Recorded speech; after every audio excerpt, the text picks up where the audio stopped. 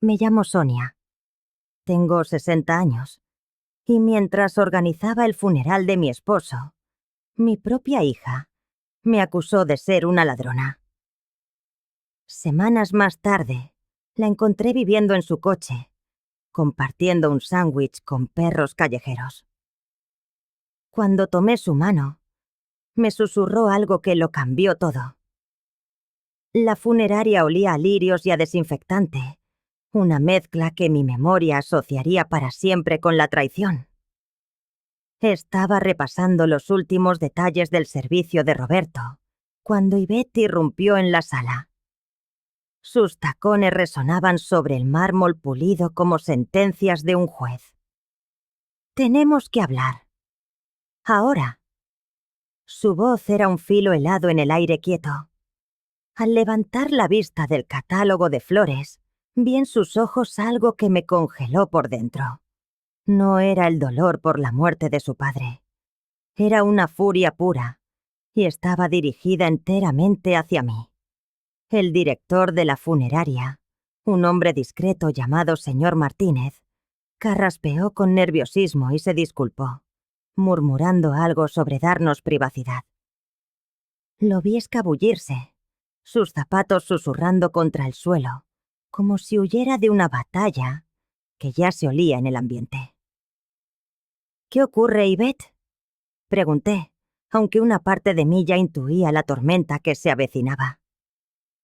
Lo adiviné en la forma en que apretaba los puños, en cómo su mirada rehuía la mía. «¿Dónde está el dinero, mamá?». La pregunta cayó como una bofetada. «Los $28.000 que desaparecieron de la cuenta conjunta hace 3 semanas». El corazón se me detuvo. «¿De qué estás hablando?». «No te hagas la tonta conmigo». Se acercó, y su perfume se mezcló con un aroma más amargo, el de la desesperación. Revisé cada extracto bancario de papá. Fui al banco. El dinero se esfumó, y tú eres la única persona, además de él, con acceso a esa cuenta.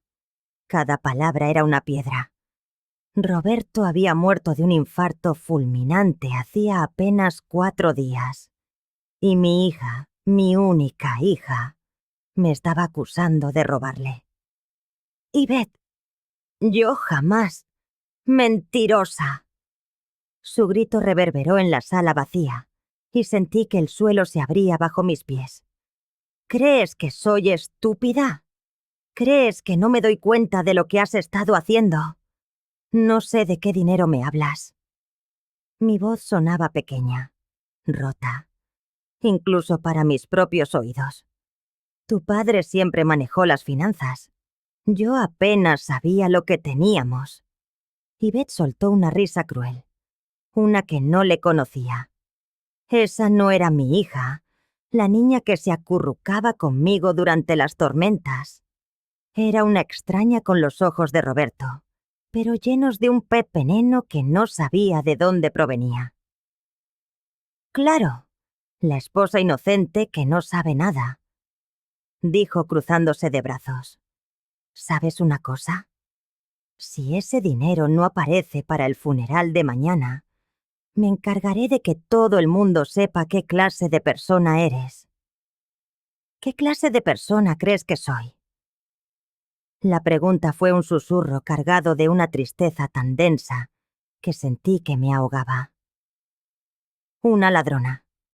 Una mujer que se aprovechó de su propia familia en el momento más vulnerable. Papá confiaba en ti, y tú le robaste en sus últimas semanas de vida». Las lágrimas rodaron por mis mejillas, pero no eran de culpa.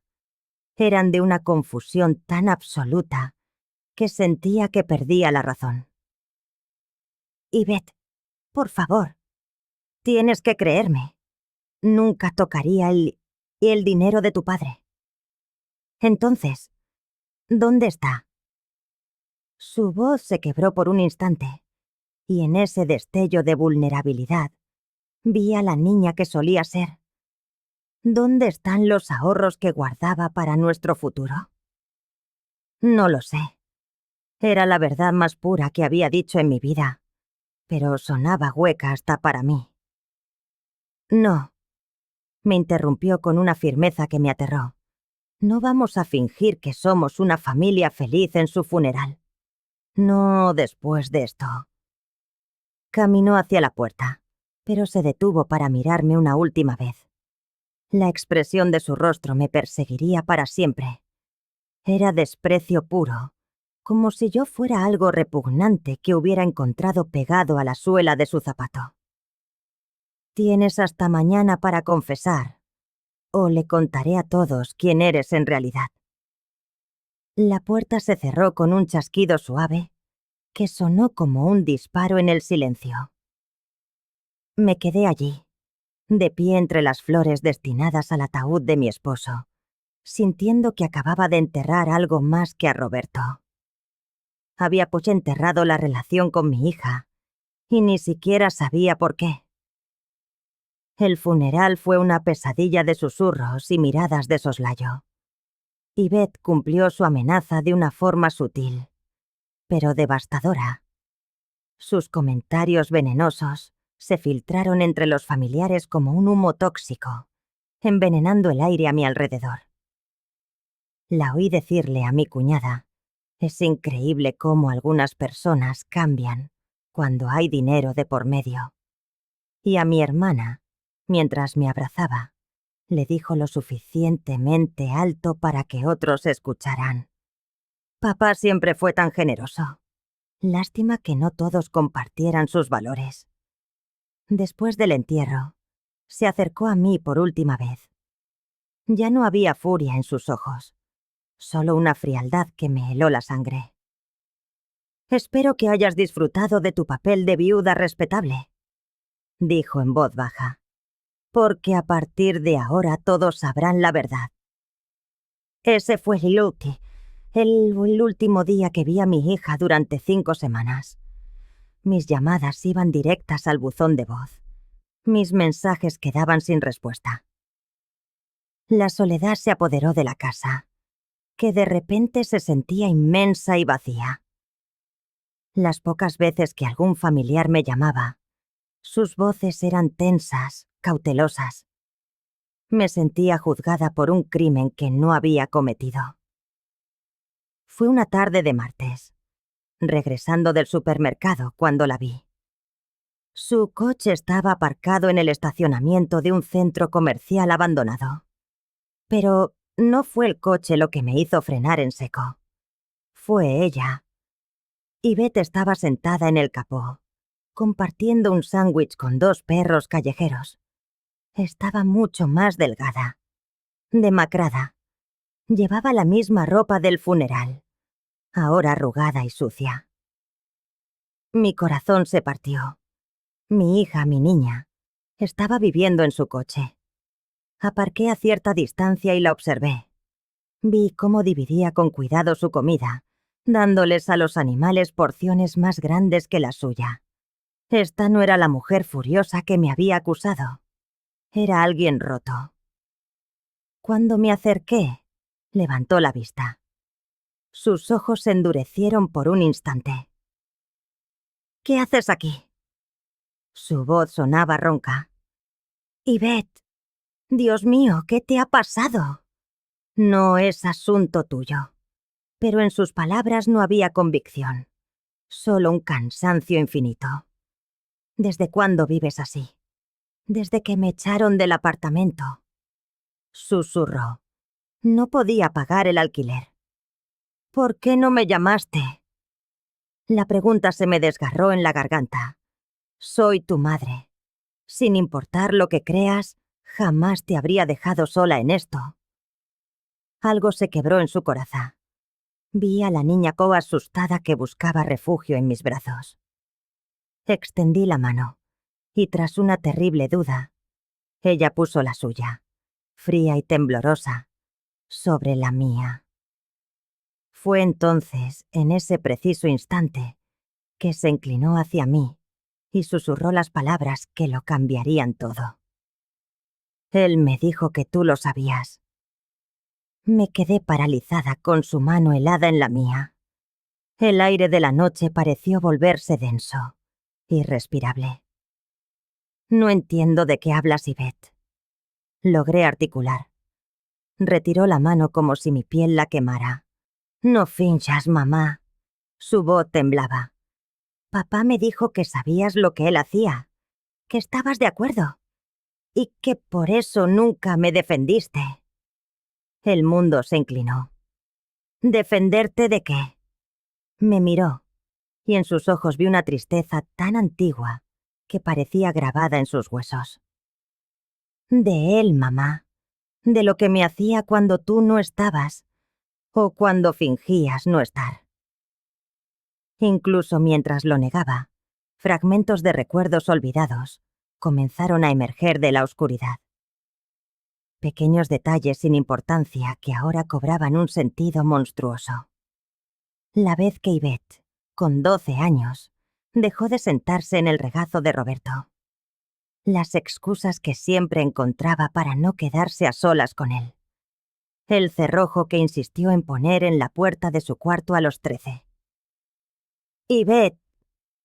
Mi voz se rompió. ¿Tu padre te hizo daño? Cerró los ojos con fuerza. Me dijo que lo habíais hablado. Que yo era especial para él, que era nuestro secreto. Y que si alguna vez decía algo, tú me odiarías por destruir la familia. Las lágrimas brotaron sin control.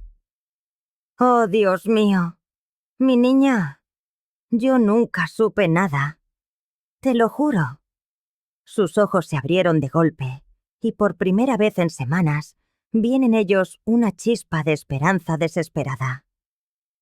¿De verdad no lo sabías? Nunca. Te lo juro por mi vida. Si lo hubiera sabido, lo habría matado con mis propias manos. Algo en su interior se derrumbó. Se desplomó sobre el asfalto sucio, y un llanto desgarrador, feo y animal, brotó desde lo más profundo de su ser. Me arrodillé a su lado, dándole espacio, pero lo suficientemente cerca para que sintiera que no estaba sola. ¿Desde cuándo? Susurré. Desde los 11, contestó entre sollozos, hasta que me fui a la universidad. 8 años, mamá. 8 años esperando a que te dieras cuenta. A que me preguntaras por qué siempre estaba tan triste. Cada palabra era un clavo en mi corazón. Y de repente, recordé esos años con una claridad espantosa. La tristeza en sus ojos, sus notas cayendo en picado, su delgadez. Todo estaba ahí, frente a mí, y yo nunca lo había visto. Hice una pausa, notando cómo Yvette se había vuelto más reservada, más distante. Pero Roberto siempre tenía una excusa. Es la adolescencia, decía. Las chicas se complican en esa edad. Necesitan disciplina, no caricias innecesarias. Él me convenció de que yo lo sabía todo, pero prefería ignorarlo. Continuó Yvette con la voz ahogada por las lágrimas. Me aseguró que las madres siempre intuyen la verdad, pero a veces deben sacrificarse para mantener unida a la familia. Si yo hablaba, me culparías por destruir nuestro hogar. Nunca, respondí con una fiereza que me sorprendió a mí misma. Nunca te habría culpado. Eres mi hija, mi mundo entero. Yvette levantó la mirada hacia mí, con los ojos enrojecidos e hinchados. Entonces, ¿por qué nunca me protegiste? Esa pregunta me atravesó como una daga afilada, porque no sabía que necesitabas protección, porque fui una tonta ciega que confió en el hombre equivocado, porque fallé como madre de la peor manera imaginable. Nos quedamos en silencio, envueltas en el zumbido de la farola estropeada y el eco distante del tráfico nocturno. Al fin, Yvette rompió el silencio. Su voz frágil y quebrada. Los $28,000 no los robé para hacerte daño. ¿Qué pasó con ese dinero, Yvette?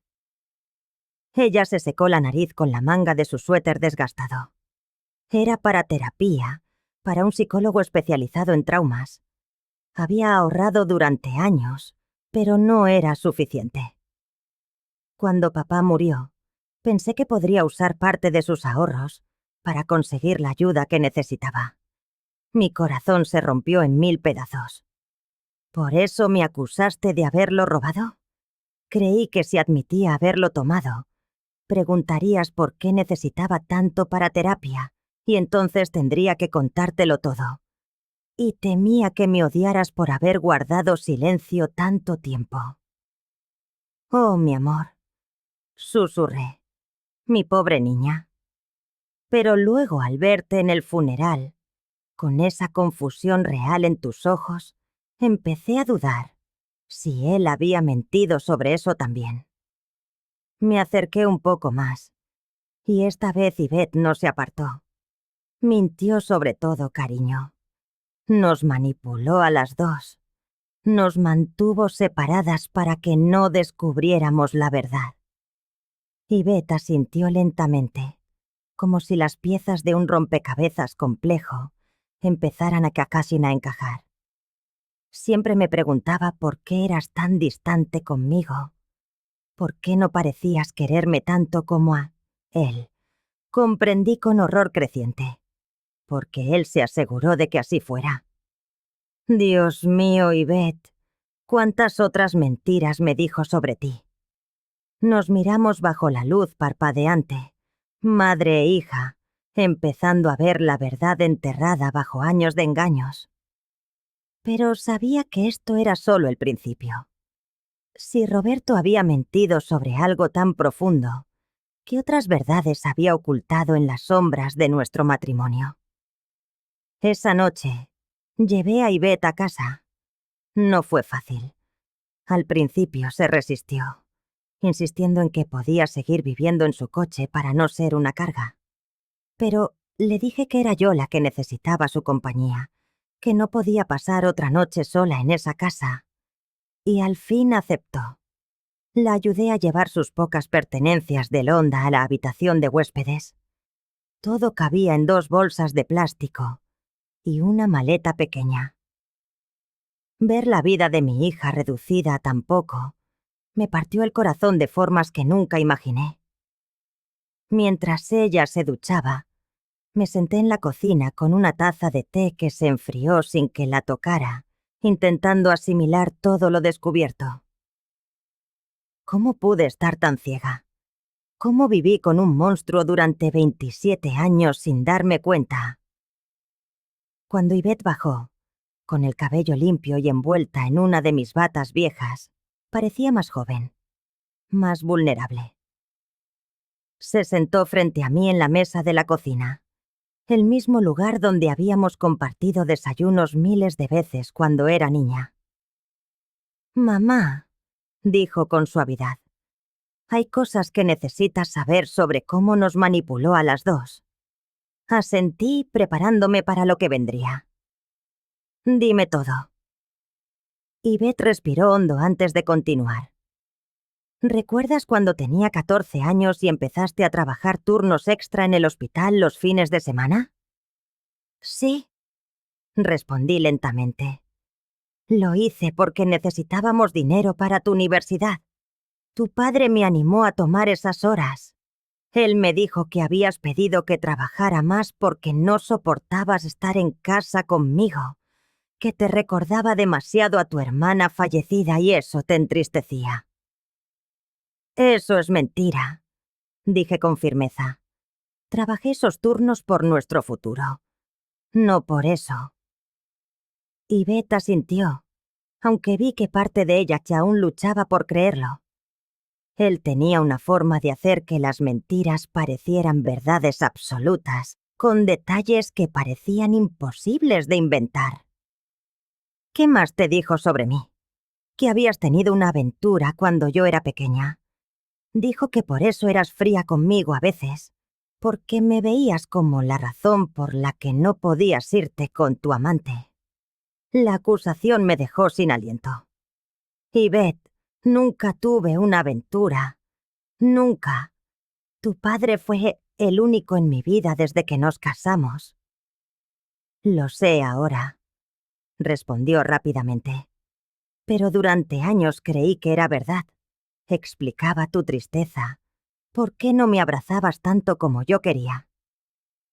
Comencé a ver la crueldad maestra de su manipulación. Tomaba mis inseguridades como madre y las convertía en una historia de resentimiento. ¿Y a mí qué me decía sobre ti?, pregunté, aunque los recuerdos ya fluían. Me convencía de que estabas en una fase difícil, que eras manipuladora y dramática. Cuando tus notas bajaron, decía que era por pereza y que necesitabas disciplina estricta. Y cuando dejaste de comer, lo atribuyó a vanidad, a una obsesión por tu apariencia. Me hizo creer que si le prestaba atención a tu drama, solo empeoraría. Siempre estaba allí para interceptar cuando intentabas decirme algo. Nos quedamos en silencio, absorbiendo la magnitud de su control. Él era como un titiritero tirando de nuestros hilos para mantenernos separadas. Mamá, ¿recuerdas cuando tenía 16 años y traté de irme de casa? Sí, lo recordaba. Te encontré empacando a las 2 de la madrugada, llorando desesperadamente. Tu padre me dijo que estabas experimentando con drogas, que tenías episodios post-psicóticos. No había drogas, susurró Yvette. Esa noche, él había sido especialmente cruel y me amenazó con lastimarte si hablaba. Estaba tan asustada que pensé que irme era la única forma de protegerte. Y yo te forcé a quedarte con tu abusador. No sabías, dijo ella. Se aseguró de que no lo hicieras. Pero debería de haberlo sabido. Soy tu madre. Era la primera vez que me tocaba voluntariamente desde que era pequeña, cuando estiró la mano sobre la mesa. Él era un experto en esto, perfeccionado durante años. ¿Recuerdas a la sobrina de la señora Henderson? ¿Esa niña que venía a visitarnos? La encontré en Facebook. Ella también sufrió. Cuando era pequeña y se quedaba con nosotros, el horror se extendió por mi pecho. ¿Cuántas más hubo? Me levanté abruptamente, con el estómago revuelto, y corrí al baño. Al regresar, Yvette me esperaba con un vaso de agua. Los $28,000 eran para un especialista en trauma. Cada sesión cuesta $250 y necesitaba al menos 6 meses. ¿Por qué no me pediste ayuda? Porque creí durante 25 años que tú lo sabías y habías elegido no hacer nada. ¿Cómo le pides ayuda a quien crees que es parte de tu abuso? Esa noche, mientras yacía despierta escuchando los suaves movimientos de Yvette en la habitación de al lado, supe que mi vida se había dividido, antes de la verdad y después. A la mañana siguiente, Yvette me encontró en el estudio de Roberto, rodeada de cajones abiertos y papeles desparramados. Busco respuestas, le dije. Si nos mintió sobre algo tan fundamental, necesito saber qué más ocultaba. Yvette se acercó y se sentó. ¿Has encontrado algo? Demasiado. Tu padre tenía 3 cuentas bancarias secretas, con alrededor de $160,000. Todo este tiempo me hizo creer que vivíamos al límite, pero gastaba en viajes y hoteles que nunca mencionó. Y hay recibos de restaurantes, flores y pagos a un bufete de abogados especializado en acoso. Mamá, mira esto, dijo, sosteniendo una carpeta. Eran cartas que nunca envió. Una a tu tía Rosa, inventando preocupaciones sobre mi salud mental. Otra al director de tu escuela, pintándome como una madre negligente. Estaba construyendo un caso contra ti para mantener el control. Continuamos revisando, descubriendo más mentiras, más manipulaciones. Era hora de enterrar al monstruo de una vez por todas. Ella me escuchó y me aseguró que hablaría con mis padres. ¿Y qué pasó?, pregunté, con un nudo en la garganta. Jamás volvió a tocar el tema. Unas semanas después, cuando volví a buscarla, me dijo que había hablado contigo y con papá, y que habíais acordado que yo necesitaba apoyo especializado por mis problemas de conducta. Yvette se secó una lágrima solitaria que comenzaba a resbalar por su mejilla. Papá Yasset ya había preparado el terreno, pintando el retrato de una niña conflictiva que inventaba historias para llamar la atención. La enormidad de la manipulación de Roberto me golpeó como una avalancha, dejándome sin aire. No había sido un simple abusador oportunista. Había sido un arquitecto del engaño, un estratega calculador que había pasado años tejiendo una red de mentiras para protegerse y garantizar su acceso a víctimas vulnerables. «Hay más», dijo Yvette, señalando otra carpeta. «Encontré esto en el fondo del cajón. Esta carpeta contenía fotografías. A primera vista, parecían simples fotos familiares, pero al examinarlas más de cerca, un patrón escalofriante emergió. Había decenas de imágenes de Yvette tomadas sin su conocimiento, durmiendo, vistiéndose, saliendo de la ducha. Las fechas en el reverso indicaban que llevaba años haciéndolo. Pero no era solo ella. Había fotos similares de otras niñas, de otras jóvenes que reconocí de nuestro vecindario, de nuestro círculo social. María, la sobrina de la señora Henderson. Sara, la hija de los vecinos. Incluso algunas de sus alumnas de la época en que Roberto dio clases de matemáticas en el instituto. ¿Cuántas? No pude terminar la pregunta. No lo sé, respondió Yvette, pero su expresión revelaba que temía la respuesta tanto como yo. En el fondo de la carpeta encontré algo que me robó el aliento. Una carta, escrita con la caligrafía pulcra y metódica de Roberto. Dirigida a mí, pero nunca entregada. «Mi querida Sonia», comenzaba. «Si estás leyendo esto, significa que has descubierto mis pequeños secretos. No te molestes en fingir sorpresa o indignación. Ambas sabemos que siempre supiste que Yvette era especial para mí. Las madres siempre lo saben, incluso cuando eligen mirar hacia otro lado. Te mantuve en mi vida porque eras útil, una tapadera perfecta para mis verdaderas aficiones. Pero no creas ni por un segundo que no sabía que, en el fondo, lo aprobabas. Después de todo, nunca hiciste nada para detenerme, ¿verdad?» La carta se extendía por 2 páginas más. Cada palabra era veneno destilado, diseñada para hacerme cómplice de sus crímenes. Incluso desde la tumba, Roberto intentaba manipularme, retorcer la realidad hasta hacerme culpable de su propia maldad. «No es verdad», dije en voz alta, tanto para Yvette como para mí misma. «Nada de lo que dice en esta carta es verdad». «Lo sé, mamá». Yvette se acercó y tomó mi mano. Ahora sé que era capaz de mentir sobre cualquier cosa. Pero mientras contemplaba toda aquella evidencia esparcida ante nosotras, los documentos bancarios, las cartas, las fotografías perturbadoras, comprendí la verdad en toda su dimensión. Roberto había sido mucho más que un abusador. Había sido un depredador sistemático que había construido una vida entera sobre su capacidad para controlar y dañar a los demás. Y yo, durante 26 años, había compartido mi cama con ese monstruo sin saberlo. 6 meses después, Yvette y yo estábamos sentadas en el jardín de nuestra nueva casa.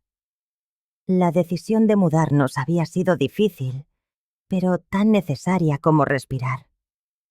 No podíamos sanar en un lugar impregnado de tanto dolor. Vendimos la casa familiar y compramos una pequeña propiedad en las afueras, un lugar lleno de luz y sin ecos del pasado. ¿Cómo te sientes hoy?, le pregunté a Yvette mientras regaba las flores que habíamos plantado juntas. Era una pregunta que había aprendido a hacer con frecuencia, una pieza clave en la reconstrucción de la comunicación que Roberto había saboteado durante años. Mejor, dijo, y supe que lo decía de verdad. La doctora Chen dice que estoy progresando mucho. Habíamos encontrado a la doctora Chen a través de un centro de ayuda para víctimas de abuso. Era especialista en trauma familiar y comprendía la complejidad de nuestro caso. Una madre y una hija, enfrentadas por el mismo depredador. Los primeros meses de terapia fueron brutales. Había días en que Yvette apenas podía estar en la misma habitación que yo, sin sufrir un ataque de pánico. Años de condicionamiento le habían enseñado a verme como una amenaza, como la persona que había elegido no protegerla.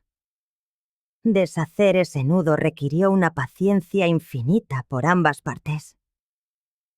¿Recuerdas cuando encontramos la caja fuerte?, dijo Yvette de repente. Sonreí, a pesar de la oscuridad del recuerdo. 3 meses después de mudarnos, mientras recogíamos las últimas cajas de la casa vieja, Yvette notó una irregularidad en el suelo del armario de Roberto. Era una pequeña caja fuerte empotrada, un secreto más del que ninguna de las dos tenía idea. Dentro, encontramos más pruebas de sus crímenes, más fotografías, diarios detallados e incluso grabaciones de sus manipulaciones. Y también encontramos $53,000 en efectivo. Jamás pensé que me sentiría tan bien quemando dinero, dije, recordando el día en que decidimos qué hacer con aquel capital manchado. No lo quemamos literalmente, claro. Donamos hasta el último céntimo a organizaciones que ayudan a víctimas de abuso infantil. Yvette insistió en que no quería ni un solo dólar que proviniera de El Litel, y yo estuve completamente de acuerdo. ¿Has pensado más en lo que hablamos ayer?, me preguntó, refiriéndose a las otras posibles víctimas. Habíamos identificado a varias jóvenes en las fotografías. Con la ayuda de la doctora Chen, habíamos comenzado el delicado proceso de averiguar si otras familias habían sido destrozadas por Roberto. He pensado mucho en ello, respondí con sinceridad. Es aterrador pensar en abrir esas heridas, pero siento que tenemos la responsabilidad de, al menos, darles la opción de conocer la verdad. Hasta ahora, habíamos contactado a 3 familias. 2 nos agradecieron, confesando que por fin tenían respuestas a años de preguntas sobre el comportamiento inexplicable de sus hijas. La tercera nos colgó el teléfono. La doctora Chen dice que no podemos salvar a todo el mundo, me recordó Yvette. Que algunas personas no están preparadas para la verdad, y eso no es culpa nuestra. Era una lección que ambas estábamos aprendiendo hacia la fuerza. ¿Sabes qué es lo más extraño?, dijo Yvette, observando una mariposa posada en las petunias. Antes tenía pesadillas con él casi todas las noches. Pero desde que encontramos todo esto, desde que entendí por completo lo que era, las pesadillas han desaparecido. ¿Y por qué crees que es? Porque ya no tengo que preguntarme si estaba loca, si me lo había imaginado todo, si, de alguna manera, fue culpa mía. Se giró hacia mí, y una sonrisa genuina le iluminó el rostro. Y porque por fin te he recuperado, mamá. Esas palabras me envolvieron en una calidez que no sentía desde hacía años. Habíamos perdido tanto tiempo, tantos momentos robados. Roberto nos había repasado. arrebatado más de una década de cercanía, pero estábamos decididas a no dejar que nos robara también el futuro. «Hay algo que quiero decirte», dije, tomando sus manos en entre las mías. «Algo que debí haberte dicho hace mucho tiempo». Yvette esperó con una paciencia nueva, aprendida en terapia. «Estoy orgullosa de ti», dije, sintiendo cómo las lágrimas asomaban a mis ojos. «Estoy orgullosa de la mujer fuerte y valiente en la que te has convertido, a pesar de todo lo que te hizo. Estoy orgullosa de que hayas sobrevivido, orgullosa de que tuvieras el valor de contarme la verdad.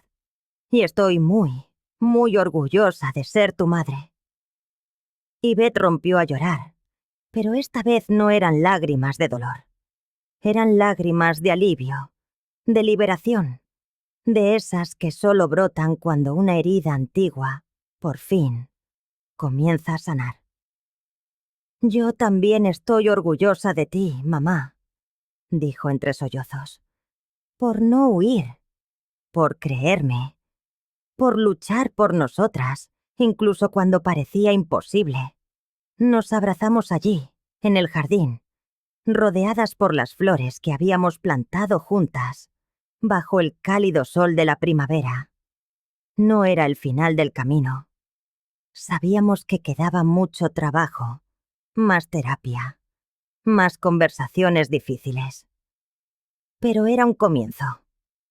Era la primera vez en más de una década que nos abrazábamos como madre e hija, sin secretos ni mentiras, sin el fantasma de Roberto interponiéndose entre nosotras.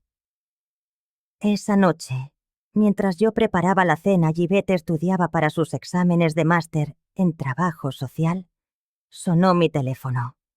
Era Rosa, mi hermana. «Sonia, he estado pensando en lo que me contaste de Roberto», dijo sin rodeos. «Y quería que supieras que hay cosas que me dijo sobre ti a lo largo de los años, que ahora me doy cuenta de que eran mentiras. Era el inicio de otro proceso de sanación, el de recuperar las relaciones que Roberto también había envenenado. Pero esta vez, Yvette y yo lo afrontaríamos juntas. Al colgar y llamar a mi hija para cenar, una certeza me invadió, serena y absoluta. Por primera vez en 26 años me sentía en paz. Roberto ya no tenía poder sobre nosotras. Sus secretos habían sido expuestos, sus mentiras desenmascaradas, su legado de dolor finalmente confrontado. Habíamos enterrado la verdad durante demasiado tiempo. Ahora, al fin, éramos libres.